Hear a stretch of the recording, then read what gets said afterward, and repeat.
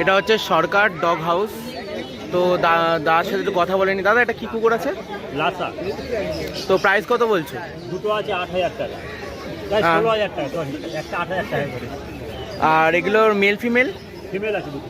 Female আছে। আচ্ছা, দাদার ভালো ভালো কোয়ালিটি। আর এখানে পার্সিয়ান ক্যাট দেখলাম। দাদা একটা পার্সিয়ান ক্যাট দেখাতে পারবে?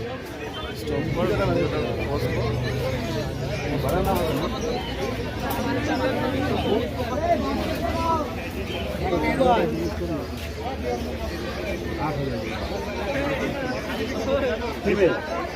ফিমেল, অপূর্ব কোয়ালিটি, ব্লু আইদের সাথে।